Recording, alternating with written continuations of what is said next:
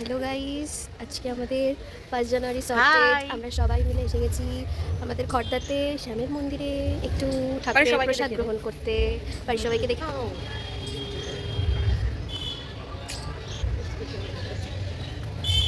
High কর, high! High কর, তো টাটা। আজকে আমরা এসছি হচ্ছে শ্যামের বাড়িতে খাওয়া-দাওয়া করতে, মানে শ্যামের ভোগ প্রসাদ গ্রহণ করতে। তো সবাই মিলে এসছি আজকে অনেক, অনেক বছর পর আমরা এসছি। সবাই এক হয়েছি 1 জানুয়ারির দিন। সবাইকে হ্যাপি নিউ ইয়ার। সবাই ভালো থেকো, সুস্থ থেকো। আর একটু গঙ্গার ঘাটটা দেখিয়ে দে। একটু এদিকে এসে দে।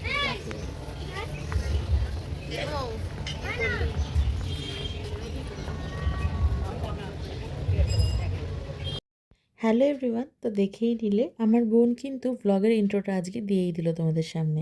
আর আজকের দিনটা ছিল 1 জানুয়ারি। আমরা নতুন বছর শুরু করলাম একটু অন্যভাবে। বাড়ির লোকেরা সবাই একসাথে মিলে অনেক দিন পর বেরোনো হলো, যেটা অনেক দিন পরই বেরোনো হলো। এখানে সব ছবি টবি তোলা হচ্ছে, ফটো সেশন হচ্ছে আর কি। আমার অনেক দিনের ইচ্ছা ছিল শ্যামের বাড়িতে ভোগ প্রসাদ গ্রহণ করার, তো আজকে কিন্তু আমরা চলে এসেছিলাম সেই উদ্দেশ্যেই। আর শ্যামের বাড়িতে কুপন কেটে কিন্তু ভোগ প্রসাদ গ্রহণ করার ব্যবস্থা আছে। তো এখানে যথারীতি দেখতেই পাচ্ছ অনেক ভিড়। তো আমরা একদম লাস্ট ব্যাচে জায়গা পেয়েছিলাম, কারণ প্রথম দিন বছরের, বুঝতেই পারছো। আর গিয়ে দেখলাম বেশ কয়েকজনের বাড়ির অনুষ্ঠানও ছিল, তো যথারীতি প্রচুর ভিড় ছিল। আর দেখো চলে এসছে আমাদের ভোগ প্রসাদ। প্রথমেই খিচুড়ি আর লাবড়ার তরকারি দিয়ে শুরু হলো, তারপর হচ্ছে সাদা ভাত, এবং তারই পরে চলে আসলো কিন্তু শুক্তো। এই সব খাবারই কিন্তু একদম লাস্টের যে ব্যাচে যেরকম খাবারটা হয় সেরকম। এটা হচ্ছে কলাইয়ের ডাল। তো এই খাবারগুলো একদম শেষের খাবারগুলো, যেগুলো আর কি কাচিয়ে কুচিয়ে আমরা পেয়েছি আর কি। তারপরেই চলে আসলো মুগের ডাল। আর এখানকার একটা জনপ্রিয় খাবার, সেটা হচ্ছে সাদা আলুর পোস্ত। ডাল দিয়ে পোস্ত দিয়ে খেতে খুব ভালো লাগছিল।